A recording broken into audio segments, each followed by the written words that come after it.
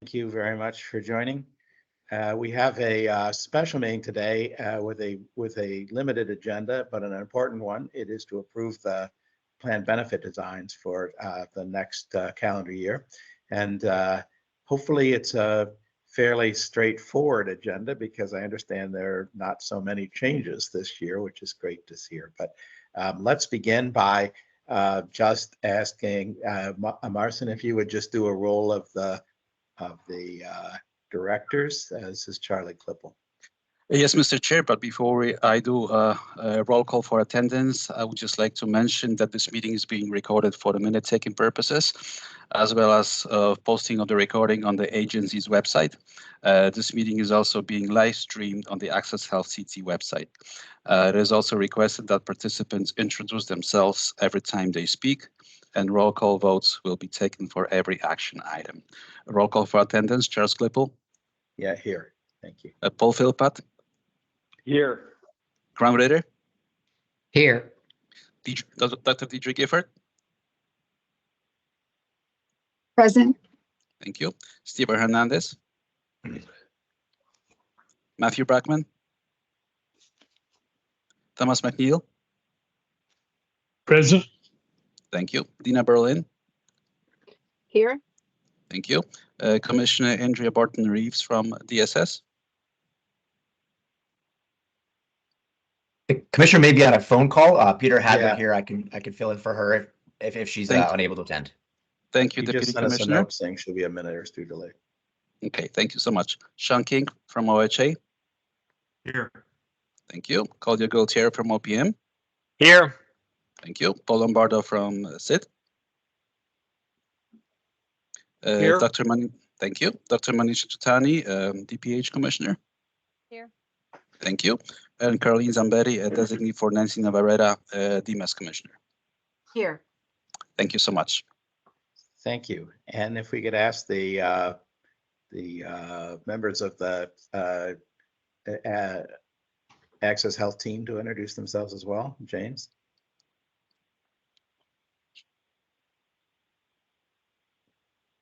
James, hello. You're on mute. I'm sorry. Good morning, all. James Michelle, Access Health Connecticut. Gina Walsh, Director of Operations, Access Health Connecticut. Good morning, Holly Swick, Director of Finance, Access Health, Connecticut. Hey, good morning. Rebecca McClear, Director of Technical Operations and Analytics with Access Health Connecticut.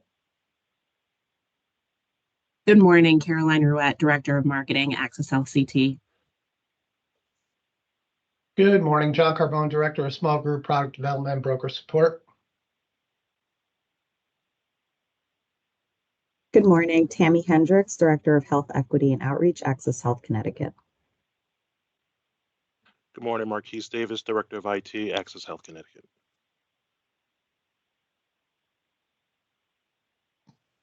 Anyone else? Good morning, All right. Kelly Cody. Oh, sorry, Kelly. You're an important player on this meeting, Kelly, so thank you. Thank you. I understand there are no public comments. Is that correct? That's correct, Mr. Chair.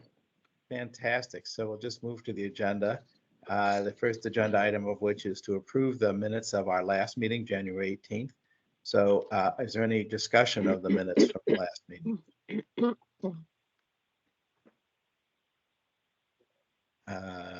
Hearing no discussion, could I have a motion to approve the minutes of the January 18th meeting, please? Yes, this is Grant. Motion to approve. Thank you, Grant. Second. Paul, second. McNeil, second. Thank you. We'll take Paul. Charlie Klippel, yes. Thank you. Paul Philpott. Yes. Graham Ritter. Yes. Deidre Gifford. Yes. Steve Hernandez. Matthew Brackman. Yes. Thank you. Thomas McNeil. Yes. Dina Berlin. Yes. Yes. Deputy Commissioner Peter Hadler from DSS. Yes. Thank you. Sean King. Yes. Thank you. And Claudia Gaultieri. Yes, thank you. Thank you. Terrific. Okay, Kelly, I think the floor is yours, along with Julie Anders from Wakely. Thank you again, Julie, for joining us. Please proceed. Excellent. Thank you, and good morning to everyone. I'm Kelly Cody, the Carrier Product Manager for Access Health, and I'll be presenting along with Julie Andrews from Wakely Consulting on the 2025 Standardized Plan Design Recommendations. And those are for both the QHP and SADB products, as recommended by the Health Plan and Benefits Qualification Advisory Committee, which I will refer to as the HBBQ from this point forward. As many of you are aware, the participating members of the HBBQ represent a variety of backgrounds and interests. We have community healthcare advocates. We have representatives from each participating carrier. We have a member from DPH. We have also have a member from the CID, the Connecticut Insurance Department, offering their expertise along with the members from this very board of directors group. This diverse membership allows this committee to have meaningful conversations and provide thoughtful recommendations when faced with the challenges of having to make plan design changes that are typically impactful to a consumer or our consumers. Their main objective is to provide benefit recommendations for the standardized plans that meet both federal and state requirements, but continue to offer quality healthcare options to the residents of Connecticut. Before we get into the heart of the discussion, I would like to take a few minutes to provide a quick overview of the certification workflow timeline. Existing and potential issuers are advised of the Access Health certification requirements through the QHP and SADP issuer solicitations each year. These documents provide a summarized outline of the Access Health and federal requirements, as well as providing the standardized plan design options, which we are about to discuss. Based on that guidance, any issuer that forwards a completed notice of intent to participate on the exchange will then receive an issuer application, which then includes timelines, detailed requirements, all the required forms, tools, and instructions in support of their request for certification.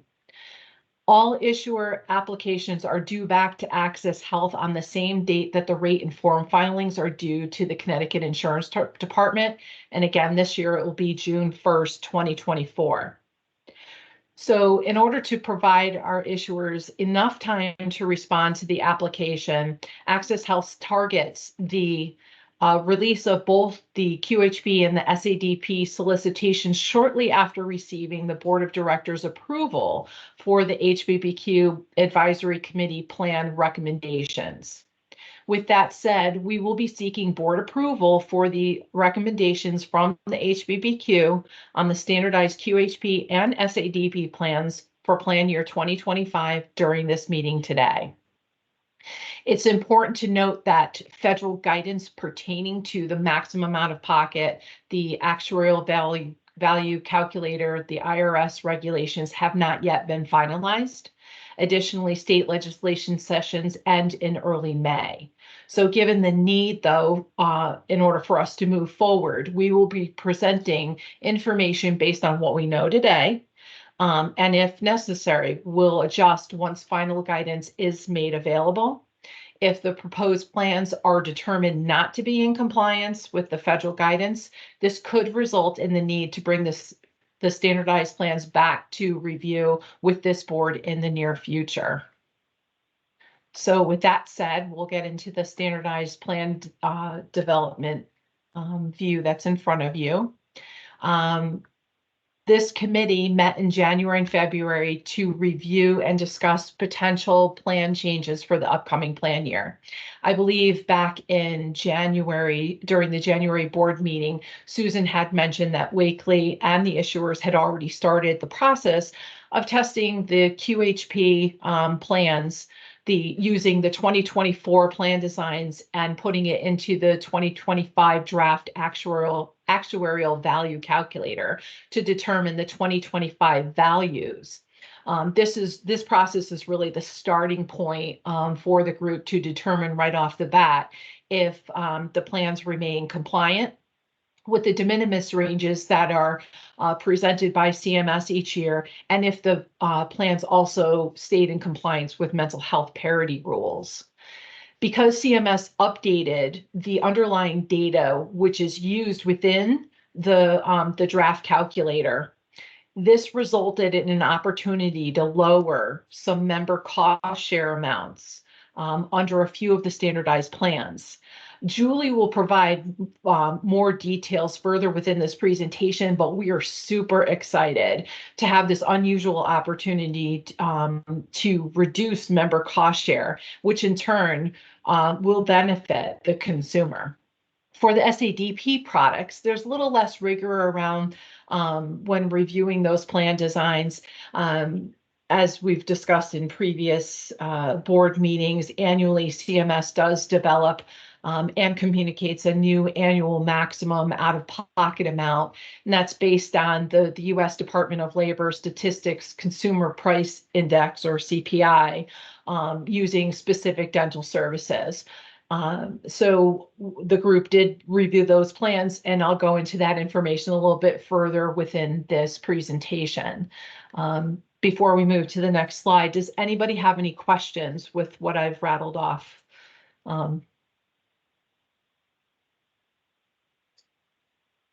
Nope. Sounds good. We're Sounds good. enthusiastic Okay. too about your changes, so go for it. We're very excited. I am. This is the first time we've had this opportunity to do this. So the 2025 regulatory variables, Julie is going to go into the regulatory variables that are related to CMS and the IRS. But here we wanted to just mention that the enhanced subsidies remain available through 2025. So from a federal standpoint, that's all I need to discuss. And then from a state standpoint, again, just mentioning that I had mentioned earlier that the state sessions end in May. The specific date is May 8th, 2024. So at this point in time, there is no legislation having any impact to the 2025 plans. But I guess we can't say, there will be no impact until session closes. Okay, next slide, please. Proposed 2025 plan mix. This information on the slide represents the plan mix for individual and small group medical and dental plans that are offered through the exchange. The left side of the slide shows the medical plans at each metal level and the number of plans carriers are required to submit, as well as the number of optional plans they may submit. For the individual market, Access Health requires that each carrier submit 4 standardized plans, but allows each carrier to submit at least 9 additional non-standard plans, totaling to a maximum of 13. For SHOP, there are no standardized plan requirements, but carriers must submit a minimum of 5 plans that include certain perimeters, such as including in and out of network coverage, pediatric dental EHB coverage, things of that nature. We also request that require that they offer 2 silver and 2 bronze plans, of which one must be HSA compatible and the other not. And a carrier may offer an additional 15 plans, optional plans in small group, allowing a maximum of 20. On the right side of this slide, it displays the plan mix for the dental plans. There's no difference in plan mix requirements across the markets. Access Health requires that each carrier submit 1 standardized plan with the option to include or exclude out-of-network coverage. And a carrier may offer an additional 3 optional plans, totaling to a maximum of 4. Because no carrier offers the maximum amount of plans in either individual or small group, QHP, The committee felt that the present count of permitted plans is sufficient, so therefore the HBBQ is not recommending any changes to the medical or dental plan mix in either market for plan year 2025. So before I move on to the next slide, are there any questions with regards to the plan mix?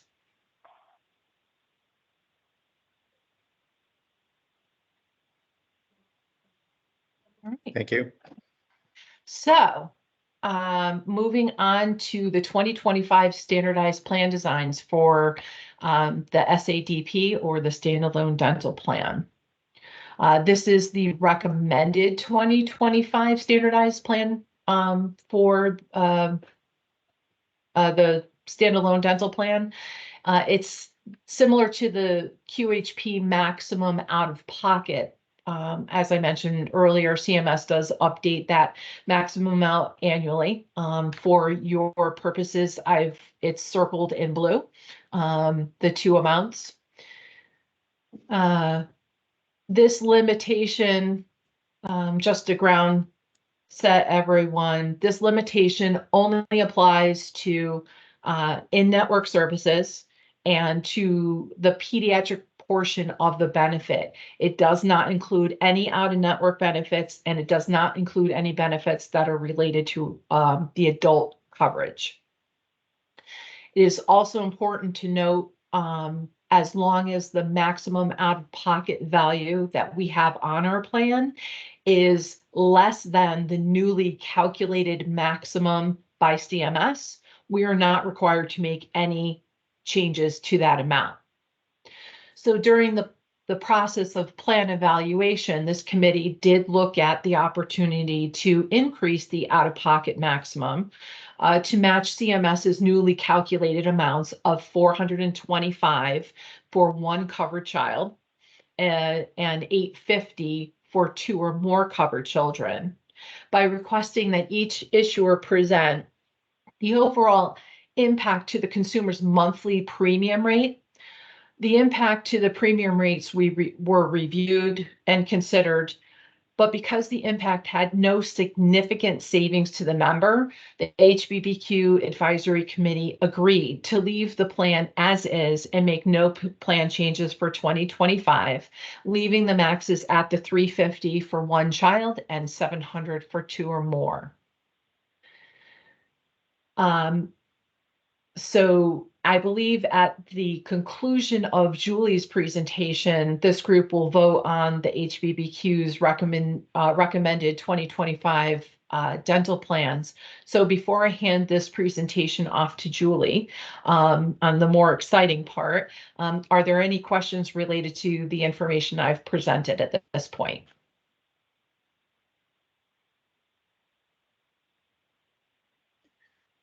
Julie, since there's no change in this plan, would you prefer we just go ahead and vote on the dental plan, or do you want to just do it in the order that you've laid it out? I think you're on mute.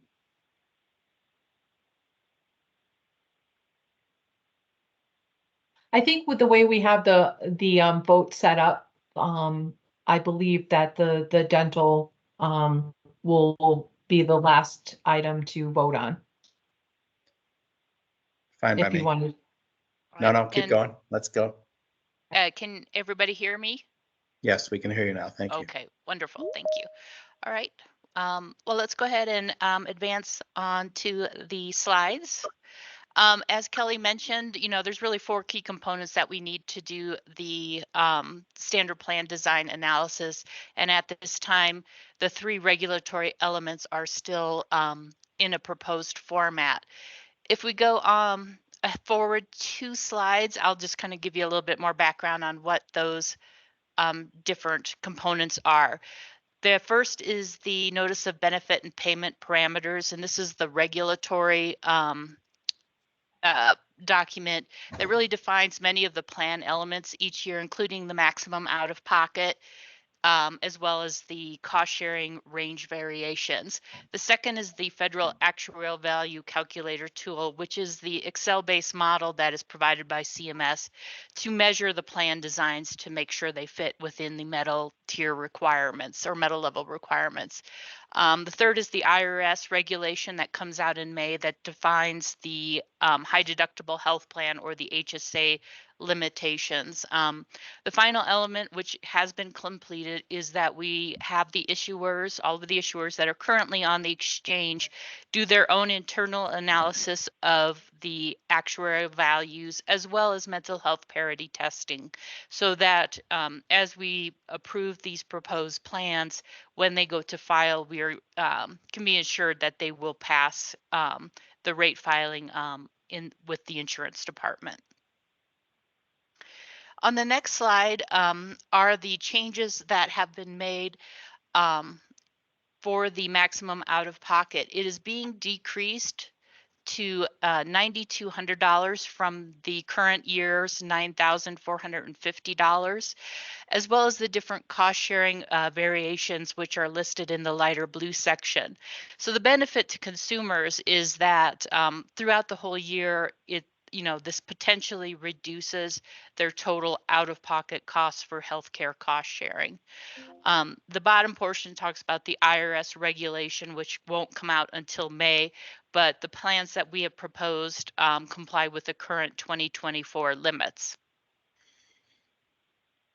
On the next slide are the changes that were made to the actuarial value calculator for 2025. One of the big changes is that they've updated the underlying data that is used to do the calculations and the analysis, and they've based it on the most recent 2021 EDGE data, which is actual national, individual, and small group experience. They've updated the underlying trends to 2025, since the data is based on 2021. You can see that they're anticipating medical trends of about 3 to 6.4% over these time periods, while pharmacy trends have been considerably higher with 4 to 9.9%. Certain updates have also been made to improve the federal tools, determination of the actuarial value, and some of these changes, in addition to the changes in the data, allowed us to make some more beneficial changes in cost sharing to consumers, which Kelly has already mentioned. And you can see those results if we go to the next slide. So these are all of the different standard plan designs and all of the metal tiers. In the top box are the standard plans. So the first row are the actuarial value ranges that the plans must fall within to ensure compliance with regulations. The second row is the final 2024 results for the plans that are currently being offered. And then the third row is those 2024 plans that were run through the 2025 calculator. And so you can see on some of the standard plans that the upper limit of those fell well below the top de minimis range. So for example, the gold plan has a top limit of 82%. But the 2024 plans were at a maximum 80.5%. So there was room to improve those plans. Alternatively, on the bottom table is the cost sharing reduction plans. And you can see that the 2025 values are shown in red, which means they've fallen out of compliance for one or more reasons. And so we did need to make changes to those plans to bring them into compliance. If we go on to another slide, these are just some additional services that have cost sharing associated with them, but because there's a little bit smaller buckets of services, they are not part of the actuarial value calculator. So I just wanted to make sure that everybody was aware that there are these additional services that do have cost sharing associated with them. On the next slide, just some additional notes as we're going through the plan designs. Services are for in-network only. There are out-of-network cost limits, but unless specified, we're showing the in-network rules. The deductible and maximum out-of-pockets are presented at the individual level unless specified, and family limits are 2 times the individual limits. And then just as always, preventive services are covered with no cost sharing for consumers. So that'll bring us to our first plan, our gold plan. And this was, as I mentioned earlier, this was one plan where we could make some improvements. And so we explored 2 options. One of the goals was to bring the laboratory services to not be subject to the deductible to align with the other plans. And we were able to do that in option 1, but we had additional room, which allowed us to further reduce the deductible by $100 from its current level of $1,300 to $1,200. So you can see those 2 items highlighted, and the committee plan choice was option 2, to both reduce the deductible and to waive the deductible on the laboratory services. Let's go on to the silver plan. So the silver plan is a little bit counterintuitive. We did end up having to increase the laboratory copay from $20 to $25. And this is because of the relationship of the standard silver plan to all the cost sharing reduction plans that come after it. And because of the changes required on the 73% plan, it required us to increase the copay on the standard plan, so we could bring all of the plans, all of the cost sharing combinations into alignment. So if you go on to the next slide, we'll show you that 73% plan. You can see the maximum out of pocket was reduced. We had it at the maximum last year of $74.75, but regulations are requiring us to reduce that maximum out of pocket to $73.50. This did require us to increase the deductible to $5,000 and increase the laboratory services copay to $25. So those items are shown in red, and those brought this plan into compliance. And the next slide is the 87% cost sharing reduction plan. This one was also out of compliance. And so it was a little bit different in that we had to reduce the cost sharing. So we've reduced the maximum out of pocket from $2,925 to $2,725. And we've also been able to reduce the deductible from $675 to $475. So those individuals at that 87% level will benefit from those lower cost sharing. On the 94% plan, which is the next slide, this is a situation where we actually needed to increase the maximum out of pocket by $100 from $1,050 to $1,150. And that is the option that's being proposed. I've gone through those silver plans pretty quickly. I didn't know if anybody had any questions. I didn't see any hands up or any comments. Thank you. I think the changes look pretty simple, so we appreciate the review, and let's keep going. All right, then let's go on to the bronze non-HSA plan. So there was a lot more room here to work into the bronze non-HSA plan. In option 1, we were able to lower the primary copay, care copay from $50 to $40. We were also able on the option 1 plan to reduce the generic drug copay to $15 and then convert the coinsurance for preferred brand drugs to a copay, as well as waive the deductible on those 2 levels.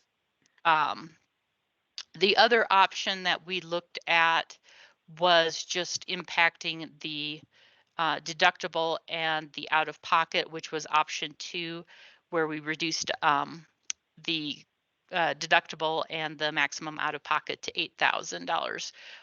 The committee selected option 1 because they liked the feature of being able to present more services at a copay instead of a co-insurance, which tends to be harder for consumers to prepare and understand what they might be paying for upfront, as well as, waiving the deductible on those services.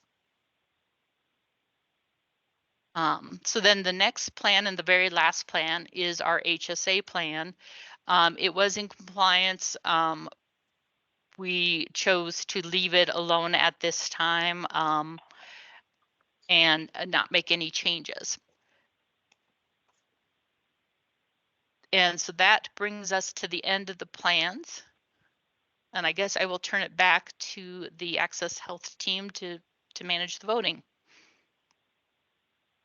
So this summary of recommended plan changes, this is just a visual for the group to see what the overall changes were by meta level.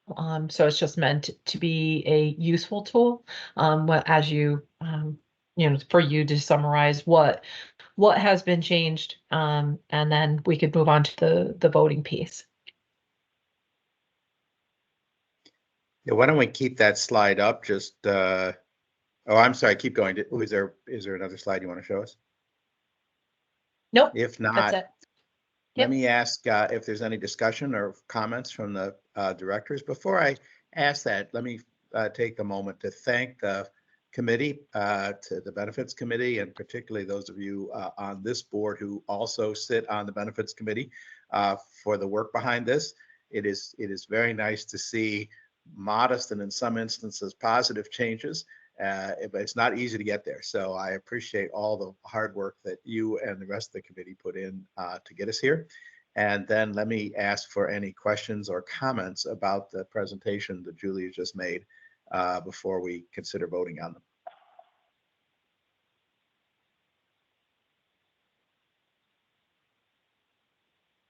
All right, well, hearing no comments or discussion, then Marcin, I'm just going to start in on the votes, if that's okay with you. That's okay, Mr. Chair. We have 5 votes to take. All right, and the first one is to approve option 2 as presented by Wakely Consulting on behalf of the exchange staff as the standard gold plan for plan year 2025. If there's any discussion, fine. Otherwise, could I get a motion to approve that plan? Paul, so moved. Thank you, Paul. Second. Steve Hernandez, second. Matthew, second. Steve, thank you. Charlie Klippel, yes. Okay, Paul Philpott, Yes. Ron Ritter, Yes. Deidre Gifford, Steven Hernandez, Yeah. Matthew Brackman, Yeah. Thomas McNeil, Yes. Dina Berlin, Yes. Peter Hadler, Yes. Sean King, Yes. and Claudio Galtieri. Yes. Thank you. Thanks very much. The second vote is somewhat more complex. It's the silver plan sort of lumped together. So if I could have a motion to approve the standard silver plan option 1, the silver 73% plan option 1, the silver 87% plan option 1, and the silver 94% plan option 1 as presented by Wakely Consultant as the standard silver plan, and the silver variants for 73%, 87%, and 94% plans for the year 2025. So in other words, all of the silver plans that were presented by Julie. Any discussion? If not, could I have a motion on these plans? Paul, so moved. Thanks, Paul. McNeil, seconded. McNeil, Tom, thank you very much. Charlie Klippel, yes. Okay, good, thank you. Paul Philpott, Yes. Ron Ritter, Yes. Deidre Gifford, Steven Hernandez, Yeah. Matthew Brackman, Yes. Thomas McNeil, Yes. Dina Berlin, Yes. Peter Hadler, Yes. Sean King, Yes. and Claudio Galtieri. Yes. Thank you. The third vote is on the standard bronze non-HSA plan. So if I could have a motion to approve option 1 as presented by Wigley Consulting as the standard bronze non-HSA plan for 2025. Paul, so moved. Thank you.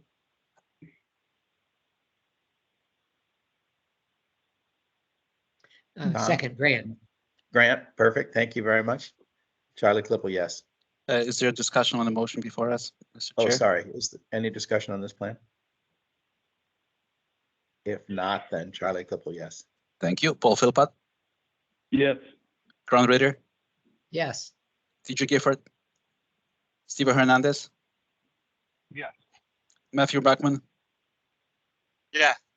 Thomas McNeil, Yes. Dina Berlin. Yes. Thank you. Peter Hadler, Yes. Sean King, Yes. and Claudio Gautier. Yes. Thank you. Thank you. Our fourth vote is on the bronze HSA plan.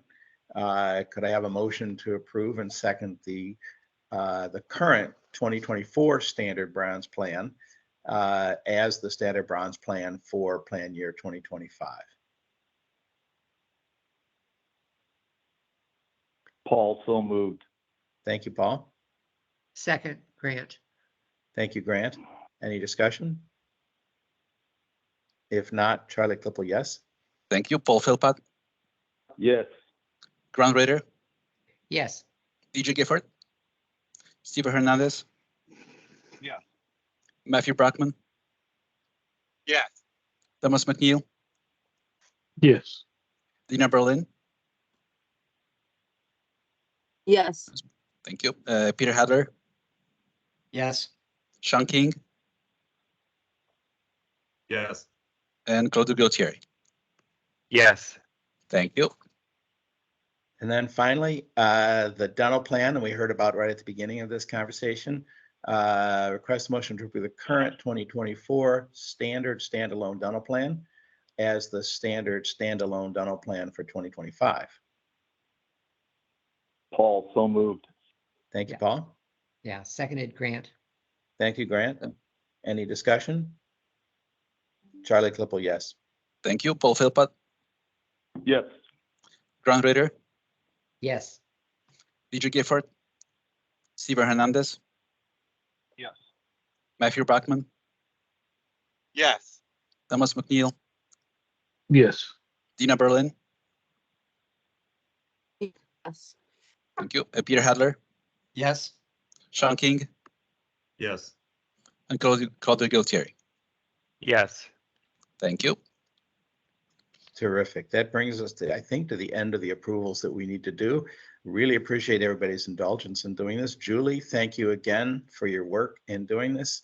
Kelly, thank you for your leadership in pulling this together for us. We really appreciate it and certainly appreciate seeing the plans that we have lined up for 2025. They look very good. So thank you. Any further discussion or comments, questions about the plans we've just approved? If not, then might I ask for a motion to adjourn this meeting? Yeah. Paul, Motion to so adjourn, moved. Grant. Thank you. Second? Paul, second. Thank you, Paul. Any discussion? If not, Charlie Clipple, yes. Thank you. Paul Philpott, Yes. Grant Ritter, Yes. TJ Gifford,